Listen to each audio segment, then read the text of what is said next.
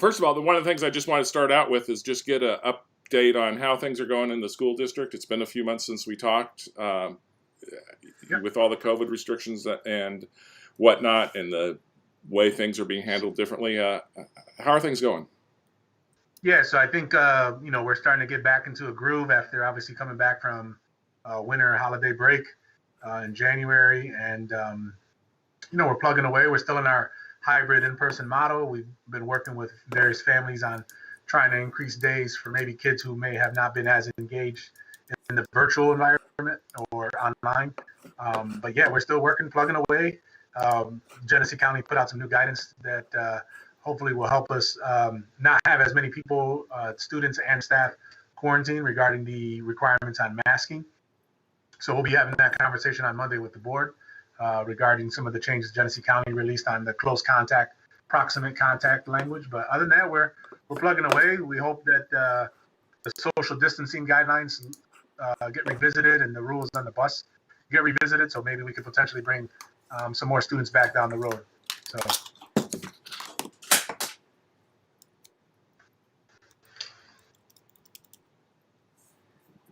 Okay, I lost your sound.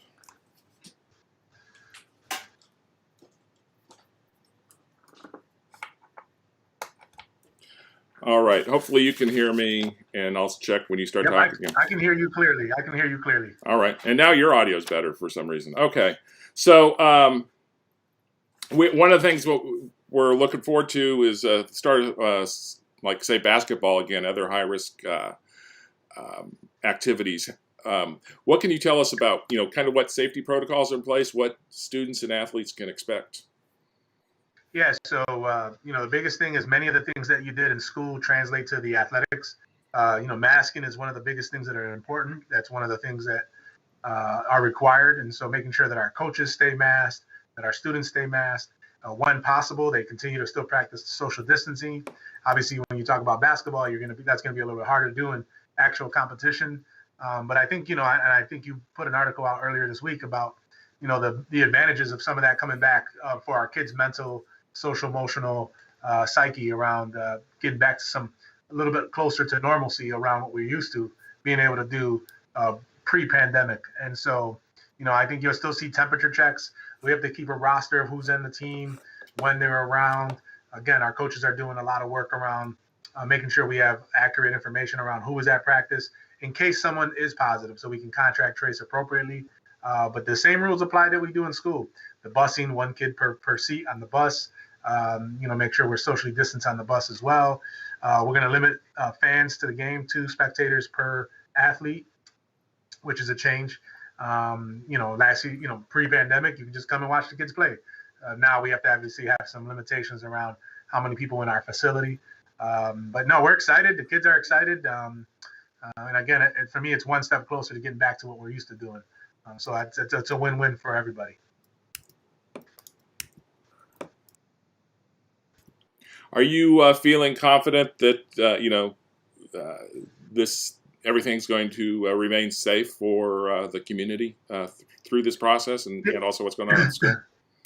Yeah, I think we're in. I think the overall county numbers are going down considerably, and I think it kind of speaks to what the governor had called about the holiday spike, and the community spread and things of that nature. So I think with the community numbers going down, with us continuing our efforts here, when we did do testing, we didn't really show many cases as a result of at the building with the rapid testing that we did for those couple weeks as required as part of the yellow zone designation.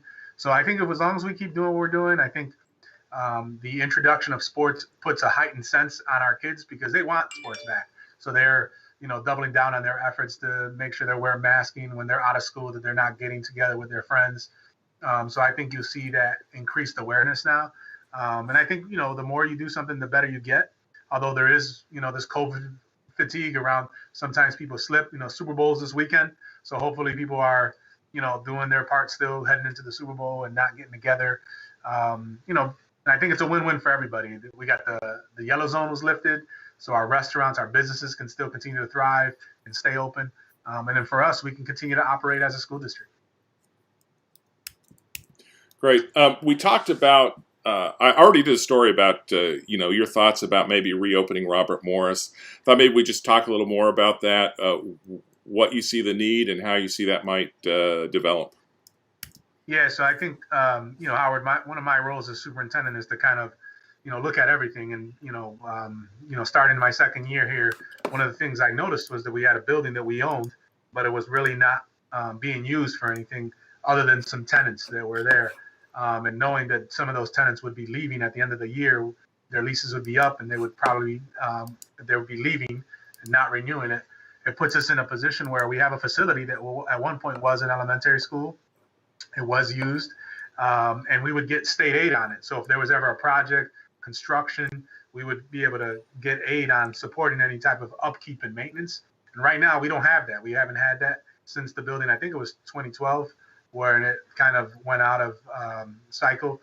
And so anytime something happens there, it's a direct impact on our school budget, where we have to either maintain it, fix it, if the roofing goes down, if something happens. Whereas if we have to do a project to maintain, to fix something, we're allowed to get some aid on it as long as we have students into it. So I thought it was important for us to have that conversation again. School districts are required to do what's called a building condition survey every 5 years. And so we just concluded that for Batavia. So we'll be submitting to the state the condition of all of our buildings that was done. And part of the condition survey identifies some needs there. But I think the bigger conversation that we need to have is, do we bring it back into cycle? Do we, why is it closed? Is the same need still present that was here back then? And the reason why I bring that up is our middle school is probably our most dense building. It has grades 5, 6, 7, 8 there. It's about a little bit over 600 kids, 650 or so. And it's really tight. It's a really tight building. And so one of the conversations that I want with the board is, did the grade configurations that you did 9 years ago, are those still relevant today? What was the reason for that? I don't know some of that history, so I think we need to unpack that. I think we need to have some conversations. And for me, on a fiscal side, is it a good return on investment to maintain a building that has our IT department, it has our family and community engagement center in, and then it has some tenants, and it has our building and ground staff, some of them there. So I think we need to look at that. And can we repurpose some of our other buildings to absorb that? And then also maybe bring some kids back so we could provide some relief at the middle school. And Jackson and Kennedy, if there was an influx of, let's say, 20 kids at one of those grade levels, we'd have a tough time fitting them in there. So we also need to make sure we can create a little bit of buffer that we would be able to, add a grade level if an influx of 10 or 15 kids came at second grade or at first grade. And I think that's what we have to start to plan for and start to have that conversation.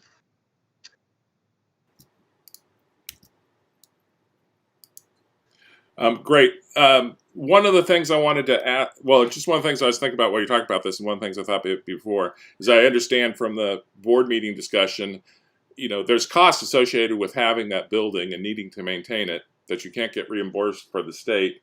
But there will also be costs to, putting students back in there.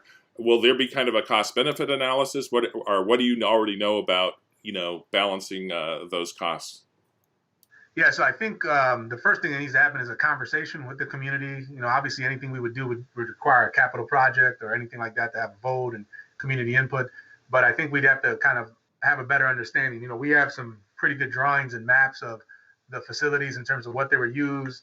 The company who did the building condition survey, SEI, they did provide some proposed kind of concepts, just general, a proposal. Hey, here's one scenario you could look at, looking at all of our buildings. And I think that the conversation, if we did look to bring it back online, needs to think about, what does our program look at all the buildings, not just Robert Morris alone. So I think you need to think about, is it appropriate to have that many middle school kids in there? Should we look at pulling a middle school out and creating a traditional 7 and 8 type of building, where you see in most settings there's middle schools separate, like a junior high and a senior high? Do we look at our high school building, because there's potentially some room there at the high school? Do we take, I'm located in the high school, do we move me out of the high school so we can put more kids into the high school, or add programming? So I would say, Howard, the bigger thing needs to be is like, what's the vision long term? We know enrollment trends haven't changed much. If anything, they've declined probably over the last 30 years, but we've stayed pretty consistently around 2,200 kids, which is where we are now. and 2,200 kids, when you start to look at the grade breakdown, I think that's kind of be what you want to talk about. And so, again, I don't know the history of why you went away from K to 5s to then a 6 to 8 to the 9 to 12. I do know there was maybe some conversations around certain schools were considered different or better than the other school. And so I know that may have been part of the logic. But I think we need to have that conversation because, I'm not sure if that was necessarily a bad thing 9 years later. Or we look at getting rid of the building and what would be to sell it and, what would that impact be? And I think all those things need to be a part of the conversation. Great. So the other thing I wanted to talk to you about, you were very active in the stakeholders group, and I thought, having watched several of those meetings or been at a few of the meetings, you always had really relevant things to say and contributed in a lot of ways. You've had a few weeks now to kind of reflect on your participation on that. What are your takeaways? You talking about the police stakeholder committee? Yeah, so I think I think compliments to Chief Highbush. I think he did a great job given a really tough task. Coming down from the governor regarding the requirement that all police entities across the state have to submit a plan, and he basically put their funding at line as a result of that. So I think first compliments to him for not backing down from the challenge and engaging in the community and bringing I think a great representation of some key folks across the city. So I want to make sure that I put that on record, that I compliment him in his leadership. And I think him and Rachel have done a good job building a plan that is representative of the feedback in that group. But I think it's one of those things where, and he said this himself, it can't just be something we did and check the compliance box and then we're done.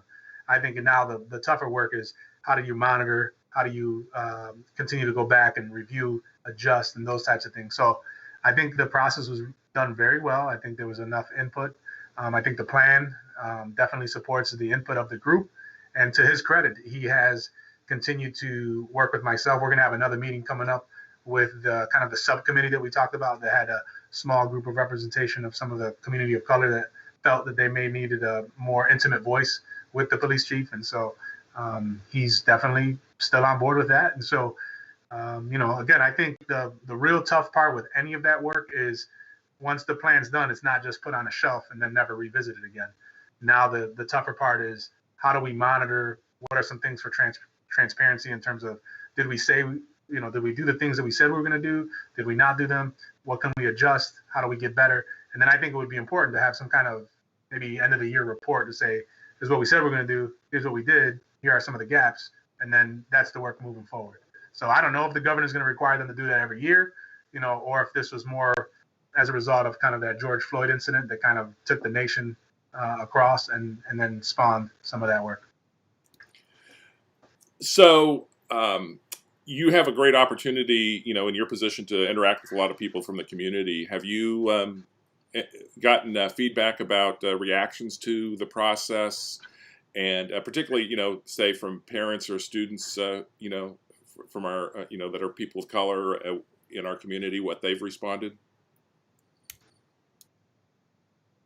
I mean, I think COVID's made it a little tough. Some of the interactions, they could either happen through our social media page or, if somebody emails me and some things like that. Nothing's really come up. I mean, we did try to help with engagement in terms of the survey to make sure we send it out to all of our families to make sure they could provide input. So we did try to assist those efforts. I haven't heard anything negative, but, working with some of the gentlemen from the Just Kings kind of group, they've been very appreciative of the fact that they've been engaged kind of more intentionally and more inclusive. And so they're part of that group that we meet with. So I think, again, I think it's a process. I think it's going to take some time. And again, at the end of the day, this is the plan. And then, and I know Chief is going to do the things that he wrote down there. So I think the proof will be in the pudding. Great, thank you. And that also gets right into, we can transition to talk about the district's new equity policy. First Sure. of all, should you just give us an overview of what that is and why you wanted to implement it? Yeah, so I think there's a couple things. One is a big push across New York State. And again, you can maybe say that a lot of this stuff was reignited.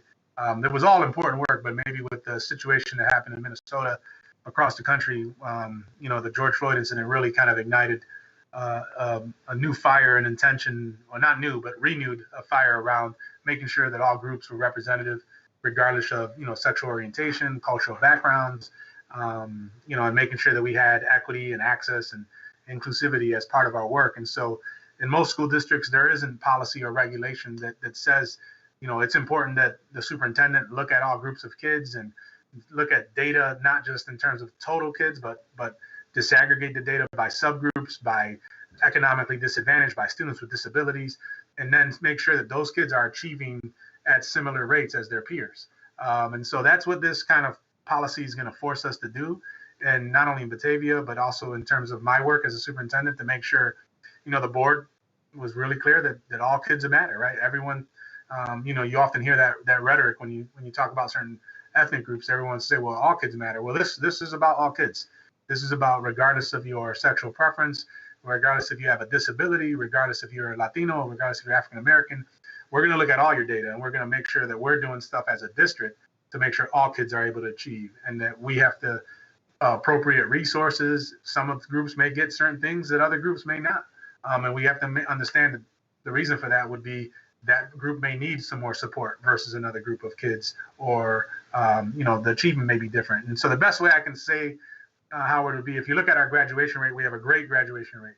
But when you start to peel our graduation rate down and you say, well, how do our white students compare to our African-American students? And you say, oh man, there's a 6% difference in graduation rates between those groups. When you look at our students with disabilities compared to our non-students with disabilities, the graduation rates, there's some disparities. And so what this policy does is says, we need to recognize that, and then we need to figure out why is that happening, and then do some of that work. And then again, the big piece too is around inclusivity. So we want to make sure that we are sensitive to all groups, and that we make sure that we're an inclusive environment and we don't leave anybody out based on any of the policies or decisions that I make as a superintendent, or that we make as a district regarding programming, making sure that AP classes are open to all kids, not just certain kids from certain groups, but that make sure that our counselors are offering it to every kid on the spectrum, not just who they think could get to it. And so, kind of going after some of those institutionalized, maybe cultural biases or systemic things that we may have not known we were doing. And so this is something that will force us to do this. I don't know if that helps, Howard. Yeah, it does. Looking through the policy, I see it as like very aspirational, and really setting out guidelines and goals and whatnot. I'm wondering kind of what are the concrete and it gives you, the authority over implementation here. So kind of what are the concrete next steps?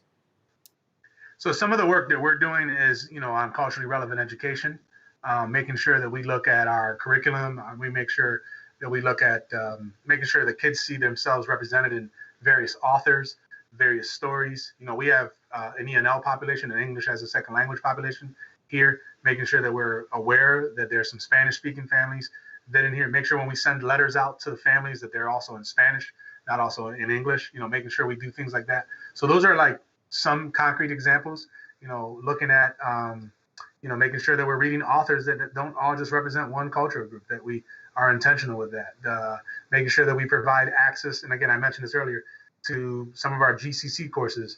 We don't want just certain groups of kids to have access to it. We want to make sure that every kid knows this is an option. And if there's certain groups not represented, that we're working hard to figure out why. Why aren't certain kids taking college courses? Why aren't certain kids participating in the BOCES program? Why aren't certain students, engaged in our gifted and talented program? We want to figure that out, and then we have to peel back what we're doing. So it is extremely aspirational. If we can get to this well, we would be a great place. And we do a lot of things well, Howard. So I want to make sure, our graduation rates, we just recently published them, they're in the 90 percentile. Like, people are often critical of the district for a variety of reasons, but we are getting kids to graduate in 4 years for a district of our size compared to other small city school districts at a great rate in 4 years. So, compliments to our staff and our parents for being engaged in that process. But when we peel back, we start to notice things. And again, if all kids matter and if everyone matters, then we need to make sure we do some things intentionally for some of those other groups who may not be achieving at the same level.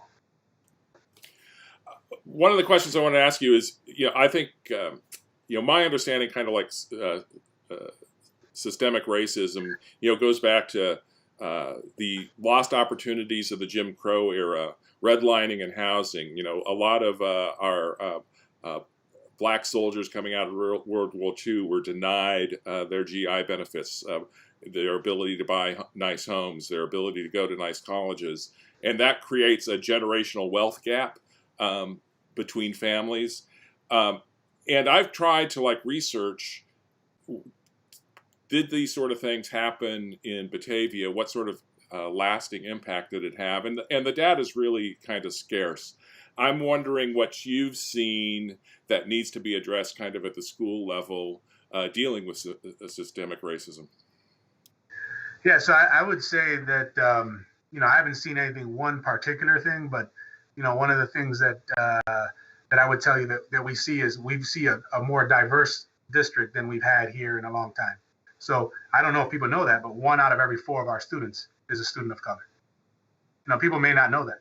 And I don't mean just African-American or Latino, I mean multiracial. We have a lot of blended families here in this district. So to me, unless we start to make sure that we're inclusive and we're valuing all cultures, if we don't start to have that conversation, oftentimes those voices get left out. And so, because we're used to working to the dominant, right, or to the majority.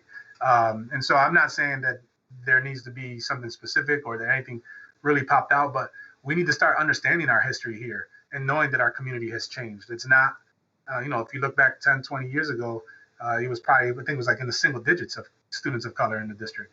Now we're 1 out of every 4. That's significant. And so not to say that they need to be educated any less, but we need to just be mindful that there's cultural experiences that kids are looking for, and I know you guys covered this a little bit about the request to try to pursue a My Brother's Keeper grant, because it targets kind of young men of color and their families and family community engagement. But the reason why those things exist is because there's certain affinity groups and there's certain things that culturally, if you're not from that community, you may not understand some of these things. And some of it is economic as well, Howard. Some of it is poverty, right? Poverty is something that kind of groups everybody together, right? If you're poor, it doesn't matter if you're white, black, you're poor. You're going to have less opportunities, less access. And so, part of our work is to find out ways to supplement, find out ways to bridge that gap. And, we'll be announcing something on Monday at our board meeting, kind of what we call a community schools initiative around making our schools more of a hub to provide some additional resources and supports that work for all kids, whether it's connecting mental health providers, whether it's connecting dental opportunities. We're trying to, my vision is to try to make our schools more of a hub for the community, maybe even pursue long-term some adult education opportunities where our schools can be seen that they're right embedded in the community, they're in walking distance for many people. And if we could offer some programming to bridge that gap, we take care of the family, we know the kid's going to be better, right? So we can figure out how to do that. That's the way it goes. But I haven't seen anything significant, Howard, but in terms of data, back to your original question here around, our history here. But what I can say is we want to make sure everyone has a voice here. And we want to make sure every voice is valued, and we want to respect differences. And we're not always going to agree, but we just want to make sure that there's always a voice and an opportunity to be heard, and then figure out what we do. And, we're in complex organizations, and sometimes people can understand it, sometimes people don't. But, we're not looking to change anything wholesale, because like I said, we've had some great outcomes, but we're just trying to get better. And we want to make sure that all kids have those outcomes.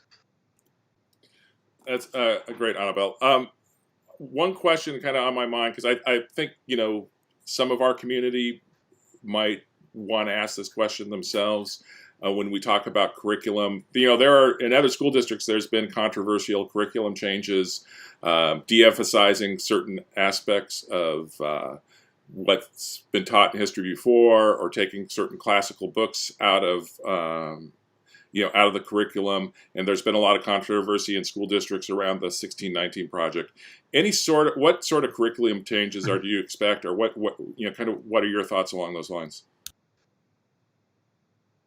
Yeah, so one thing I can probably hold up here is New York State has put out this culturally relevant kind of framework. New York State Education Department has pulled this out. And I can send this to you, Howard, if you want. But basically, this culturally responsive education, it just allows us to do kind of like an examination of our curriculum. And it says things like how many books are written by girls or women, or represent girls and women, how many represent boys and men, how many of them represent that diversity of characters. When you list the title, is it Middle Eastern, is it Asian Pacific? So I think there is some fear around that whole 1619 that people think they're going to radically change. And again, every community goes a different route with this conversation. I want to be really intentional. I want to be really inclusive in terms of what that looks like for us. But again, we're not talking like that in terms of change, but we are talking about, does the curriculum highlight certain groups over other groups? When are other groups only talked about? So people often think about, I'll give you this example, Howard. When people often think African Black History Month, they only think about slavery, right? They started slavery and then kind of moving forward. There was more to that culture than that standpoint. And I think that's what we have to do in terms of the education of it. I know there's debate about the role of Christopher Columbus, right? Is Columbus Day something we still should be celebrating? Is it Indigenous Day? Those are other conversations that don't necessarily fall into the black and white kind of conversation, but I think they're important. And I think we do need to do some investigating. I'm not saying it's going to be a wholesale change. I'm not saying that yet, because we haven't done the work yet, but we need to start having that dialogue. And I think there needs to be also some generational relevance to some of our curriculum where, again, I know it was important, but I can't remember too much of what I learned in my 8th grade American history course. I do know the underpinnings and the underlying. I understand the significance of 1776 and what that means to our country and our culture. But we also have to be honest that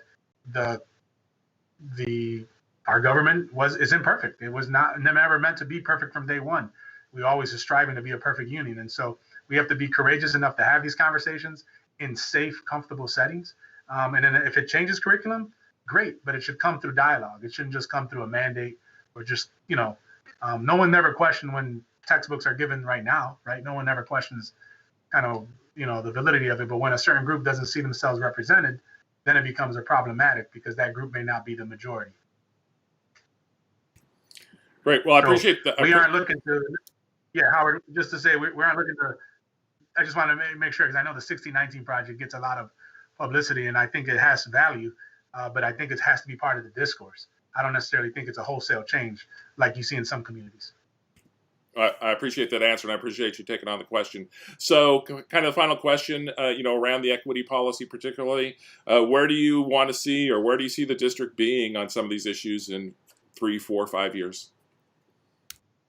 So I think one of the things we're going to be doing here is kind of taking a specific equity journey here for our district and our community and really looking at community context. And again, I think, Howard, you brought up some great points about maybe not as large of an African-American or Latino community here, but there's still some equity challenges. When we talk about the number of people employed in this community, that's an equity challenge, right? Why are certain groups not employed? And why are certain groups economically disadvantaged? And that includes white people. And I want to make sure that poverty does not judge by the color of your skin. You're poor, right? The challenges are significant when you're poor. And so for us, our community context is going to be real important when we talk about equity, because we have to think about, what does the job market look like in Batavia? What are some options for us here? So I think in 3 years, if it's just something that becomes part of our fabric, that we just talk about it, that we have groups for all kids. We may have groups that are gender specific. We may have groups that are non-gender specific. We may have groups that are around African American club, a Latino club. We may have different groups like that all kids have an opportunity to participate in something, and not all given just one thing. So, I think and that our curriculum is reflective of a variety of authors and a variety of perspectives, because the ultimate goal of education should be to question, to inquiry, right? To have the ability to question things and then to do research on them. And, that should be what we're teaching our kids to become, scholars that come out and they question things and they investigate and they try to determine, and they know how to find factual information. And it's tough because we work in an environment where once somebody puts something on social media, that becomes gospel. And that shouldn't be the case. We should be teaching people to question, to investigate, to try to find information to validate, and then move forward. So if we do this work well, the hope is we bring out learners who have had experiences with all groups of kids, and staff who are comfortable teaching a variety of students, and kids who come out questioning what's possible and what's relevant, and being inquiry based. Well, that's great. I think that's a great point to make, and right here at the end, just to reiterate, I'm a big believer in reading lots of things and understanding what's going on in the world, not just one perspective, and two, kind of being a lifelong learner. I've done a lot of like history and economics and stuff over the last few years, and it's really opened up my mind to a lot of things. And I hope any kids that watch this will take that to heart too. Is just keep learning. And at the end of the day, Howard, you'll be keeping us honest, so I know that'll happen. So.